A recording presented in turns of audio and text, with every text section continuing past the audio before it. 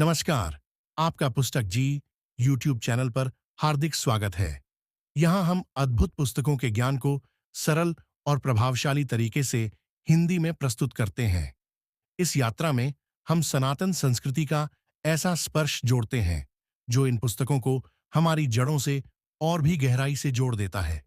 कृपया वीडियो को लाइक करें, चैनल सब्सक्राइब करें और अपने विचार हमारे साथ कमेंट्स में साझा करें। आपका स्वागत है इस अनमोल यात्रा में। भूमिका, बातचीत केवल शब्दों का आदान प्रदान नहीं, बल्कि आत्माओं के बीच संवाद है। लील लॉन्ड्स की प्रसिद्ध पुस्तक how to talk to anyone उन तरीकों को सिखाती है जिनसे आप हर किसी के साथ आत्मविश्वास से बात कर सकते हैं और दिल जीत सकते हैं। हम इस पुस्तक को सनातन संस्कृति के दृष्टिकोण से जोड़कर देखेंगे। सनातन धर्म, जो हमारी भारतीय परंपरा का आधार है, संवाद की कला को गहराई से समझाता है। चाहे वह श्री कृष्ण का अर्जुन से संवाद हो या रामचरितमानस में श्री राम का सरल लेकिन प्रभावशाली वाणी से सभी को प्रभावित करना, ये सभी इस बात के उदाहरण हैं कि बातचीत केवल शब्द नहीं, बल्कि आपका संपूर्ण व्यक्तित्व है। अध्याय पहले, प्रभाव का जादू, the power of first impression. Leil Lowndes कहती हैं कि आपका पहला प्रभाव ही आपकी सबसे बड़ी ताकत हो सकता है।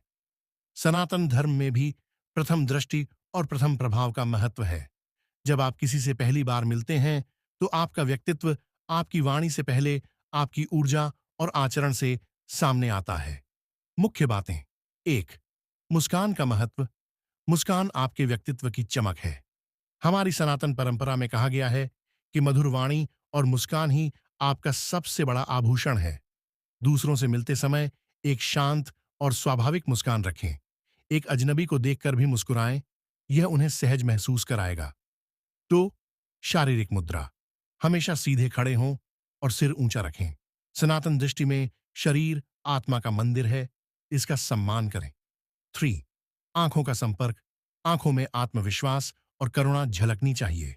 महाभारत में श्री कृष्ण ने अर्जुन को ज्ञान देते हुए उनके साथ स्थिर और शांत आंखों से संवाद किया। प्रेरणादायक वाक्य। आपका पहला प्रभाव वह बीज है जिससे संबंधों का वृक्ष बढ़ता है, इसे मजबूती से बोएं। अध्याय 2, आत्मविश्वास से बोलने की कला, the art of speaking with confidence. Leil Lowndes बताती हैं कि आत्मविश्वास ही संवाद की जड़ है। लेकिन आत्मविश्वास कहां से आता है? सनातन परंपरा के अनुसार आत्मविश्वास का स्रोत है आत्मा का ज्ञान। जब आप जानते हैं कि आप ब्रह्मांड के अभिन्न अंग हैं तो कोई भय नहीं रहता। मुख्य बातें। 1, अपनी आवाज का अभ्यास करें। अपनी आवाज को मधुर और स्थिर बनाएं। वेदों का उच्चारण और मंत्र जाप से आवाज में स्थिरता और शक्ति आती है। AUM का नियमित उच्चारण करें, यह आपके बोलने के तरीके को शांति और स्थिरता देगा। 2, संवाद में ठहराव। जब आप बात कर रहे हो तो अपनी गति पर ध्यान दें। धीरे और स्पष्ट बोलें।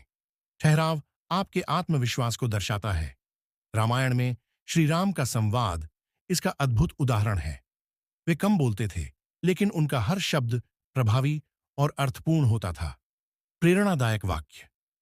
जब आपकी वाणी में आत्मा का स्पर्श होगा तो शब्द स्वयं प्रभावी बन जाएंगे। अध्याय 3, दूसरों के दिलों को जीतने का रहस्य, the secret to winning hearts. Leil Lowndes के अनुसार सच्चा संवाद केवल बोलने में नहीं, बल्कि सुनने में है। सनातन संस्कृति में श्रवण को महान गुण माना गया है। श्रवण का अर्थ है ध्यानपूर्वक सुनना, न केवल शब्दों को बल्कि भावनाओं को। मुख्य बातें। 1, सुनने की कला। जब कोई बात करे तो पूरी तरह से ध्यान दें। किसी की बात सुनते समय अपनी राय बीच में न डालें। 2, संवेदनशीलता और सहानुभूति। महाभारत में युधिष्ठिर हर किसी की बात ध्यानपूर्वक सुनते थे, चाहे वह छोटा हो या बड़ा। श्री कृष्ण की सबसे बड़ी ताकत थी कि वे हर किसी को सुनते और समझते थे। प्रेरणादायक वाक्य। सुनना संवाद का वह पहलू है जिसे अक्सर हम भूल जाते हैं। क्या आप सुनने के लिए तैयार हैं? अध्याय 4, प्रशंसा की शक्ति, the power of compliments. Lee Lowndes कहती हैं, हर कोई प्रशंसा सुनना पसंद करता है। सनातन धर्म में दूसरों की प्रशंसा करना एक पुण्य कर्म माना गया है। मुख्य बातें। 1, सच्ची प्रशंसा करें, झूठी प्रशंसा से बचें। रामायण में श्री राम ने हनुमान जी की प्रशंसा की, लेकिन वह प्रशंसा सच्चे कार्यों पर आधारित थी। 2. गुणों को पहचानें। हर व्यक्ति में कुछ न कुछ अच्छा होता है। उसे पहचानें और व्यक्त करें। दूसरों की प्रशंसा करने से आपका मन भी शांत और सकारात्मक होता है। प्रेरणादायक वाक्य। प्रशंसा वह मधुर ध्वनि है जो दिलों को जोड़ती है। इसे सच्चे मन से कहें। अध्याय 5। कठिन संवाद की कला। The art of difficult conversations. टकराव से बचते हुए अपनी बात कहना एक अद्भुत कला है।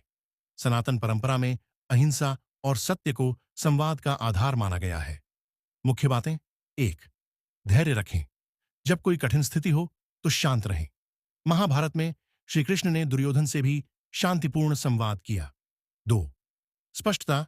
अपनी बात को सरल और साफ तरीके से कहें। किसी को दोष देने के बजाय समाधान की बात करें। प्रेरणादायक वाक्य। संवाद का उद्देश्य समाधान है, न कि टकराव। इसे ध्यान में रखें। निष्कर्ष। संवाद की पूर्णता।